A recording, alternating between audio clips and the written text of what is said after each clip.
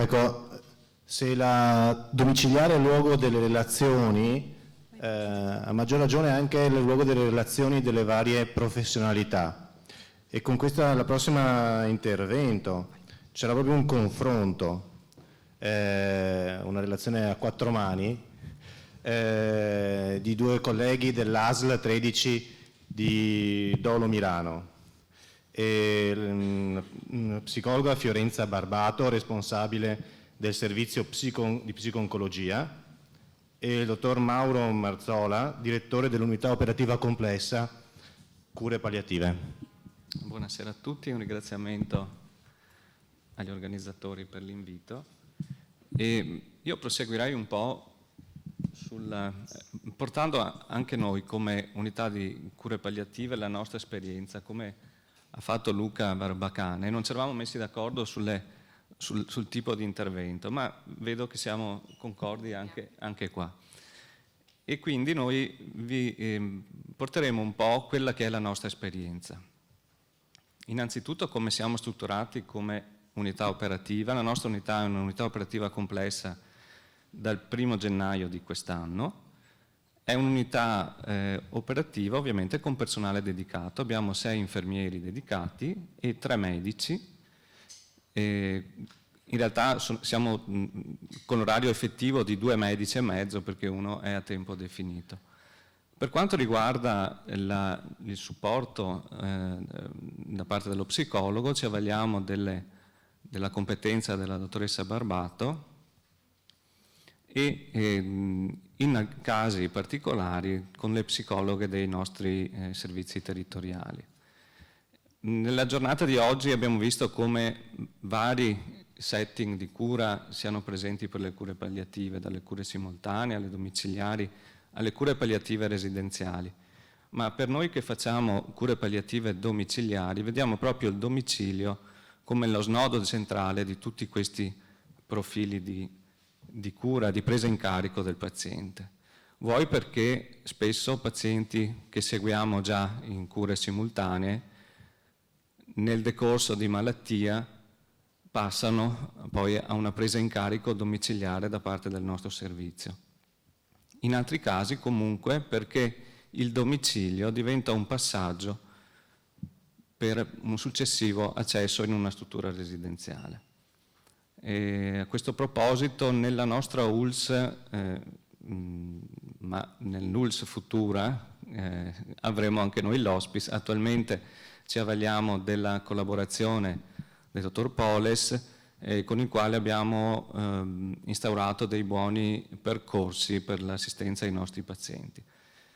Stiamo iniziando, in particolare con l'RSA di Stra, anche un progetto di cure palliative in RSA. Sulle cure simultanee so che è già stato detto molto in giornata, comunque sono il modello di integrazione precoce e di collaborazione tra più professionisti e sono l'espressione della collaborazione e della continuità di cura nei pazienti oncologici che presentano già una malattia avanzata ma che hanno ancora dei margini di trattamento. Scopo delle cure simultanee, come è stato detto in giornata, è la continuità della cura e soprattutto evitare poi anche quel senso di abbandono che potrebbe insorgere nei pazienti e nei loro familiari nel momento in cui l'ammalato da un trattamento attivo passa ad un trattamento di sola palliazione. Nella nostra azienda abbiamo un ambulatorio dedicato che facciamo un giorno alla settimana. Ci vengono segnalati i casi dal collega oncologo e in collaborazione con loro, con l'infermiere che funge da case manager e con la dottoressa Barbato, attiviamo appunto queste cure simultanee. Ci avvaliamo in casi selezionati della presenza del nutrizionista, del fisiatra e coinvolgiamo il medico di medicina generale o direttamente o tramite le relazioni che poi noi forniamo ai medici stessi.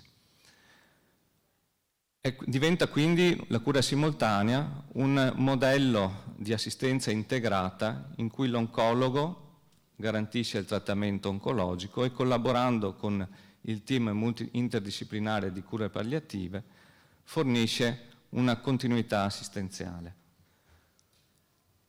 Ma ora parliamo del domicilio.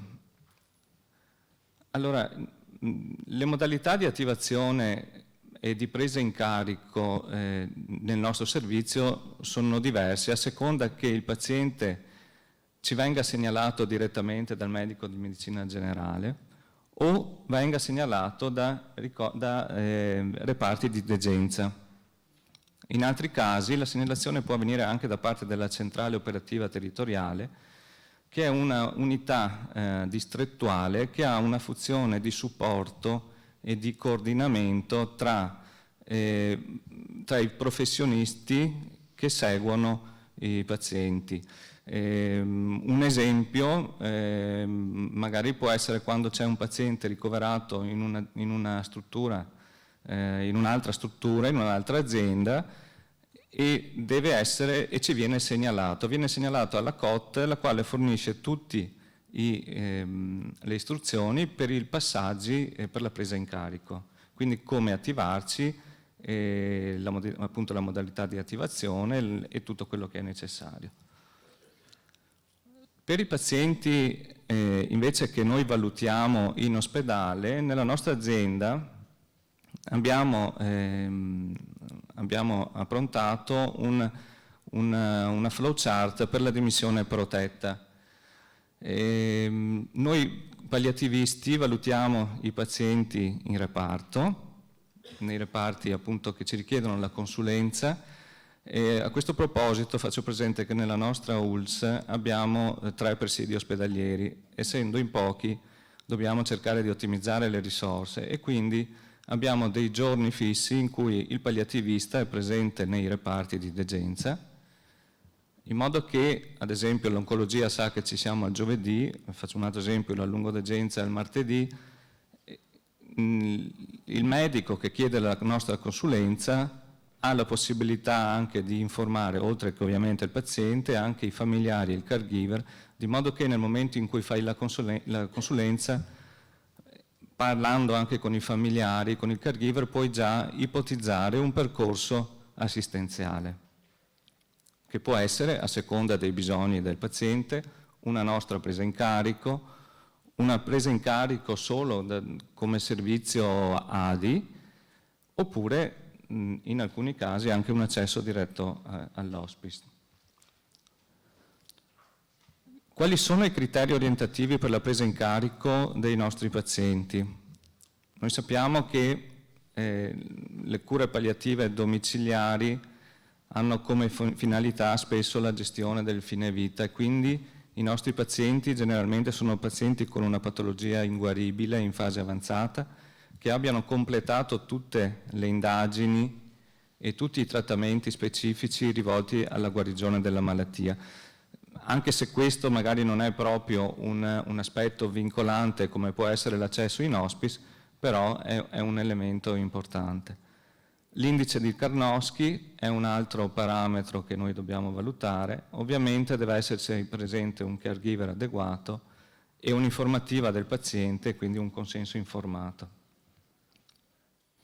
Quindi la presa in carico a domicilio diventa un modello organizzativo di presa in carico in pazienti con malattia avanzata, con la finalità di accompagnare questi pazienti nella fase di terminalità, avvalendosi di una equipe multidisciplinare e multiprofessionale, dove è presente il medico, dove sono presenti gli infermieri, lo psicologo, l'assistente sociale, l'assistente spirituale quando è necessario, ed è rivolto a dare una continuità assistenziale nel passaggio dal ricovero alla presa in carico domiciliare, ma una continuità assistenziale che cerchiamo di coprire anche nelle 24 ore. E a questo proposito abbiamo iniziato anche dei programmi di collaborazione e formazione diretta sul campo con i medici di continuità assistenziale, la guardia medica, per capirci, che frequentando la nostra attività viene a conoscenza dei pazienti, conosce i nostri programmi, i protocolli di cura e dà una copertura anche nelle ore notturne, perché purtroppo le nostre risorse non ci consentono di fare dare una continuità assistenziale nelle 24 ore. Come siamo strutturati velocemente per la presa in carico? Facciamo una prima visita domiciliare, generalmente medico e infermiere assieme, perché se io valuto i bisogni medici del paziente, l'infermiere dovrà valutare anche lui, non so, se ci sono problemi di medicazioni, accessi venosi, competenze infermieristiche. Facciamo una cartella informatica, oltre a una cartella domiciliare su cartaceo, cartella informatica che serve anche poi per la trasmissione dei flussi in regione.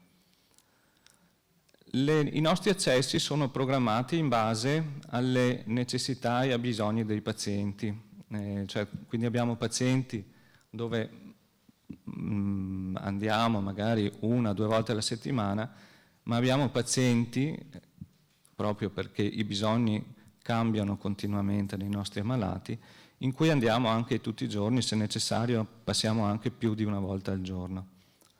E abbiamo anche un servizio di reperibilità telefonica. Le criticità però continuano ad essere molte. Innanzitutto le dimissioni protette. Le dimissioni a volte nel fine settimana sono per noi una criticità, perché sono pazienti spesso in condizioni precarie, e magari di mettere il venerdì pomeriggio un paziente che sta facendo un NPT, che deve medicare una ferita, che ha un drenaggio, insomma diventa un po' difficile organizzare il lavoro per il sabato e domenica.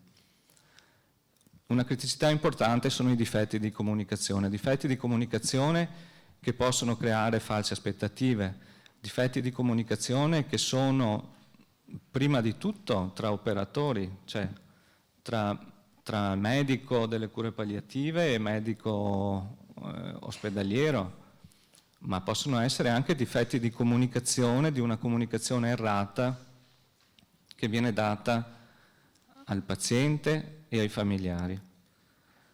Spesso una presa in carico tardiva diventa una criticità. A volte ci capita di assistere dei pazienti per pochi giorni. Mi viene da pensare che, trovando anche spesso questi pazienti molto sofferenti, non ci sia stata una falla nel nostro percorso, e quindi un'attivazione tardiva ha sicuramente aggravato lo stato di sofferenza del paziente. Ora lascio la parola alla Fiorenza Barbato, che proseguirà nella nostra relazione. Sì, mettiamo posti. Allora, io sono la psicologa che appartiene al servizio di psicologia oncologica, che ha iniziato questo rapporto di collaborazione col nucleo cure palliative una decina di anni fa, e forse anche più. Vedo nella platea una collega che è iniziata con me questa avventura, che è la dottoressa Bertinaria. Vedete appunto in questo sistema di certificazione ISO 9001 come è strutturato il servizio di psicologia oncologica nella presa in carico del paziente dal momento della diagnosi della malattia, quindi paziente oncologico ed ematologico, alle cure attive fino alla fase della domiciliarietà con l'affidamento alle cure palliative. Il dottor Marzolla ha detto appunto che noi trattiamo pazienti, prendiamo in carico pazienti, per quanto concerne la mia figura, oncologici ed ematologici. Tutto il resto dei pazienti che afferiscono alle cure palliative dal punto di vista psicologico sono seguiti dalle psicologhe del territorio. Questa è la carta servizi della nostra azienda.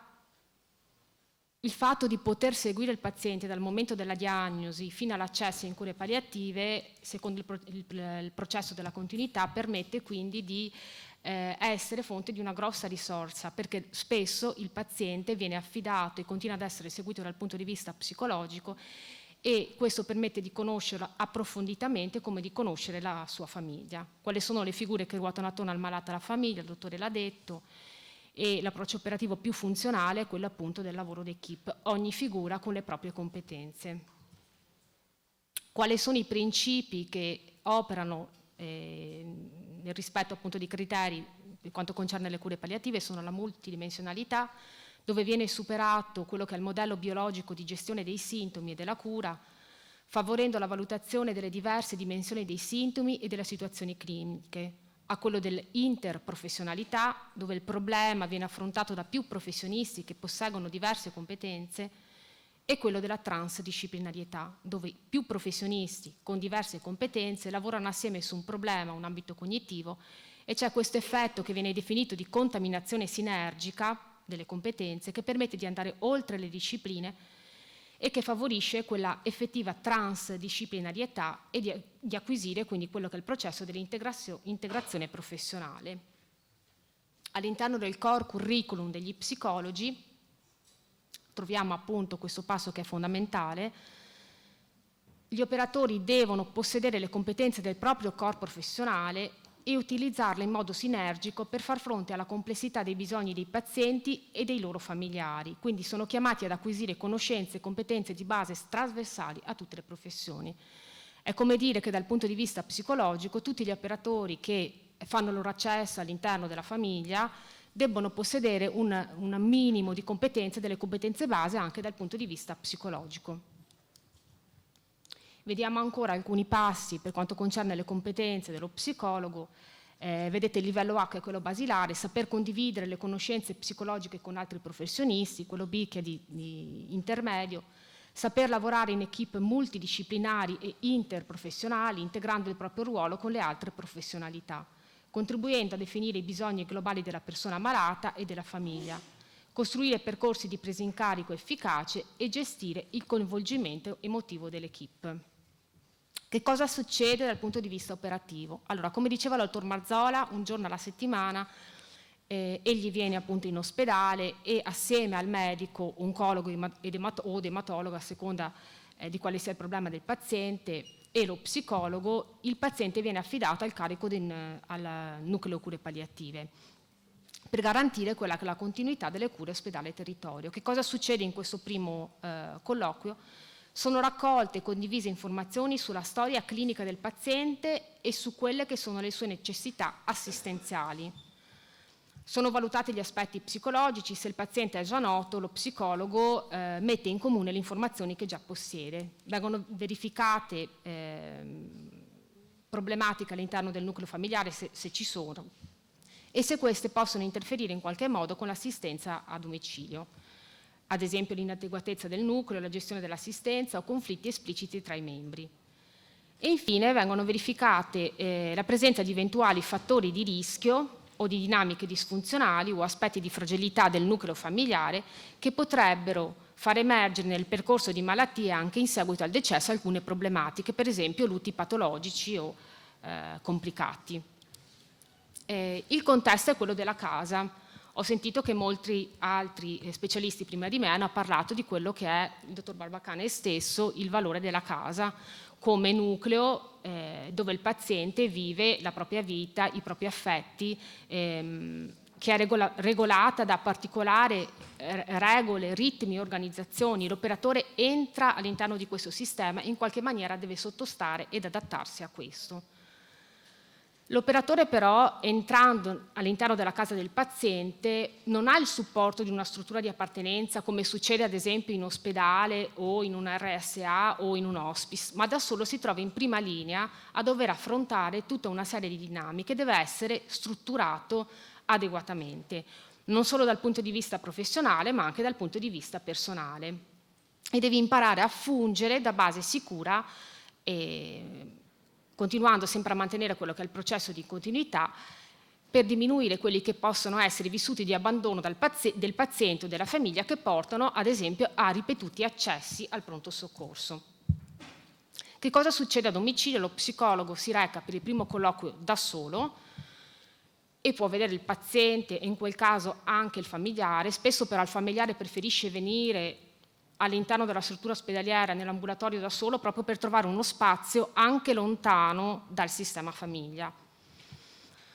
Nel primo colloquio viene avviata la presa in carico del malato, viene conosciuta la tipologia, sempre a mantenere quello che è il processo di continuità, per diminuire quelli che possono essere vissuti di abbandono del paziente o della famiglia che portano, ad esempio, a ripetuti accessi al pronto soccorso. Che cosa succede a domicilio? Lo psicologo si reca per il primo colloquio da solo e può vedere il paziente e in quel caso anche il familiare. Spesso però il familiare preferisce venire all'interno della struttura ospedaliera, nell'ambulatorio da solo, proprio per trovare uno spazio anche lontano dal sistema famiglia. Nel primo colloquio viene avviata la presa in carico del malato, viene conosciuta la tipologia e la struttura del malato ma anche della famiglia e vengono valutati i bisogni. E così si costruisce un percorso terapeutico specifico ed appropriato e conseguentemente si mette in atto un intervento. Il setting è quindi variabile, il planning è flessibile a seconda della situazione. C'è la frequenza, il numero delle sedute. È chiaro che diceva il dottor Poles, è importante che ci sia una continuità, che lo psicologo abbia una continuità negli accessi. È anche vero però che questo cambia a seconda di quelle che sono le esigenze specifiche del paziente e della famiglia. Per poter fare in modo però che le informazioni siano veicolate in maniera integrata con gli altri operatori, c'è una scheda psicologica cartacea che viene riportata all'interno del diario clinico dove lo psicologo pone tutte le informazioni che devono essere appunto integrate con quelle degli altri operatori. Tra non molto, verso fine mese, ci sarà anche la presentazione della cartella informatizzata attraverso il sistema operativo dossier, dove ci sarà anche appunto lo spazio per tutti gli operatori, compreso lo psicologo, che potrà essere usufruita dagli operatori stessi. Quali sono gli interventi psicologici che lo psicologo fa all'interno delle cure domiciliari, quindi sostegno al malato, questo in maniera molto riassuntiva perché essere esaustivi in tutti questi punti sarebbe impossibile in così poco tempo.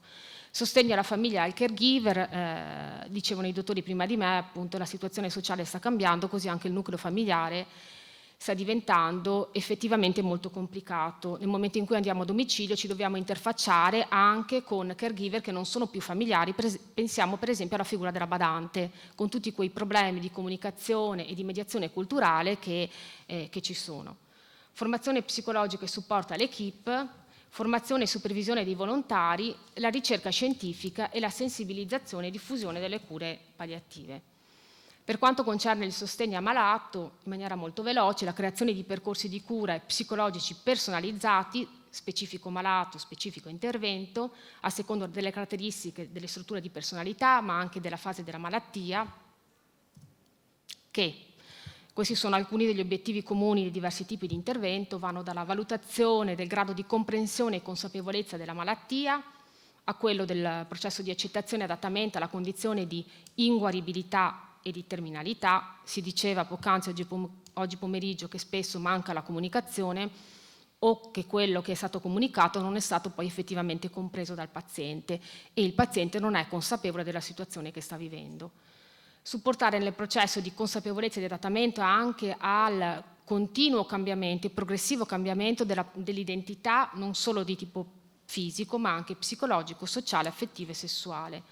Valutare quali sono le risorse presenti e potenziarle e le aree problematiche presenti, sostenere il paziente dal punto di vista emotivo, aiutare quelli che sono temi aperti o in sospesi relazionali, sostenere la migliore qualità di vita possibile per quel paziente, mediare e facilitare il processo di comunicazione del malato con il resto dei membri della famiglia piuttosto che con l'operatore e promuovere un processo decisionale di rispetto al fine vita.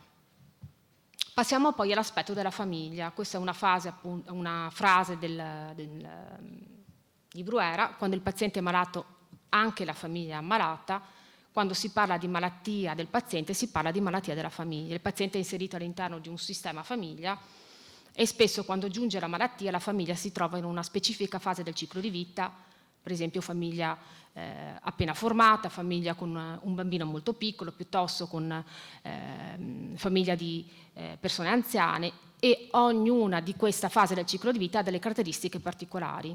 Inoltre la famiglia possiede anche una struttura particolare.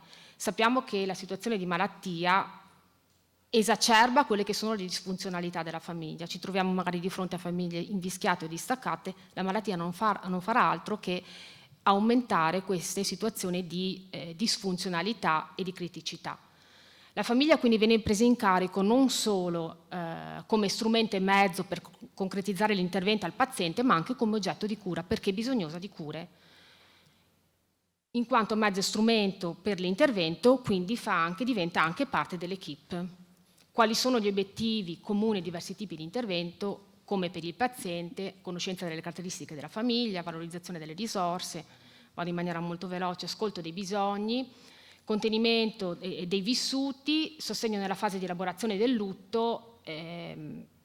Stanno aumentando sempre di più le famiglie che chiedono un sostegno nel processo di elaborazione di un lutto complicato, specie se questi hanno bambini in fase scolare o adolescenziale.